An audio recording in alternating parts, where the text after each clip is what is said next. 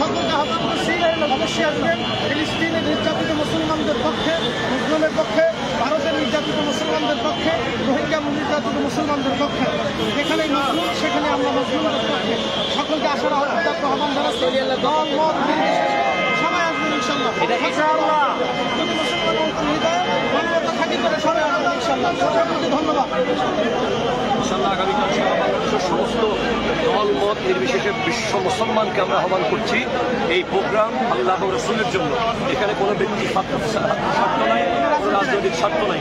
এটা একেবারে সম্পূর্ণ আল্লাহ এবং রসুলের জন্য, মুসলিম মুসলমানদের পক্ষে ইমানি দায়িত্ব হিসেবে আমরা আসবো। আগামীকাল গোলাপবাগ মাঠে গোটা বাংলাদেশের সমস্ত মুসলমানকে আহ্বান করছি, সমস্ত বাংলাদেশের সমস্ত জনগণকে আহ্বান করছি। আসুন আমরা আবার বাংলাদেশকে একখণ্ড ফিলিস্তিন বানাবো এবং আমাদের পাশের দেশে মুসলমানের উপর যেই পরিমাণ নির্যাতন হচ্ছে সেই ব্যাপারে আমরা আগামীকাল কথা বলবো। বিশ্বের যেখানে মুসলমানের বিরুদ্ধে আওয়াজ হবে আমরা মুসলমানের পক্ষে দাঁড়িয়ে যাবো ইনশাআল্লাহ।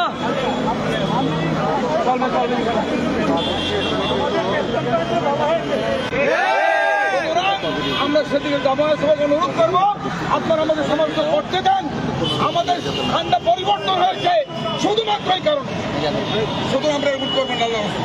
আমাদের অনুরোধ থাকবে কোনো রাজনৈতিক পেজ থেকে যাতে আমাদের এই প্রোগ্রাম টেলিকাস্ট না হয়, অথবা আমাদের নির্ধারিত কোনো বক্তব্য ইস্যুতে কোনো রাজনৈতিক ব্যানারে যাতে কোনো বক্তব্য না আসে। আমার অনুরোধ থাকবে আপনারা ব্যক্তিগতভাবে যখন সুন্নি বা সুফি মতদর্শী আপনার আকীদা এবং ঐতিহ্যের অনুভূতিতে আপনি দিতে পারেন, কিন্তু কোনো প্রকারের রাজনৈতিক ডাক দিয়ে আপনারা কোনো পেজ থেকে এবং কোনো পরিস্থিতি মহল থেকে আপনারা আল্লাহর রাস্তা দিয়ে দেবেন না। ধন্যবাদ। ইনশাআল্লাহ আমরা আগামীকাল সমাবেশের জন্য সম্পূর্ণ প্রস্তুত। আলহামদুলিল্লাহ আপনাদের সকলকে দাওয়াত রইল গোলাপবাগ ময়দানে আগামীকাল মহাসমাবেশে আপনারা যুক্ত হবেন। আপনাদের প্রতি শৃঙ্খলা বজায় রাখার এবং স্লোগানে খেয়াল রাখার অনুরোধ করছি। সবাইকে ধন্যবাদ। আসসালামু আলাইকুম।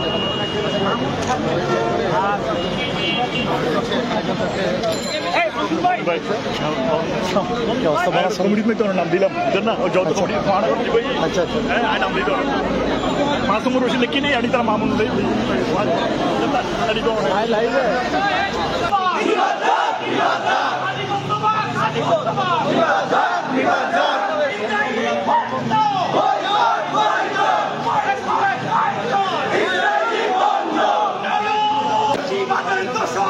হুশিয়ার সাবধান, হুশিয়ার সাবধান।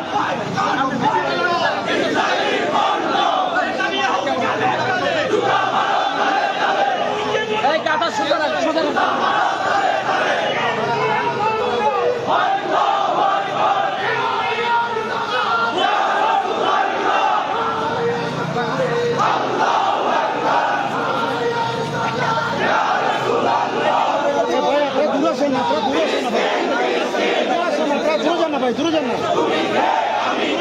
দেখতেছেন দূরে যান না। ভাই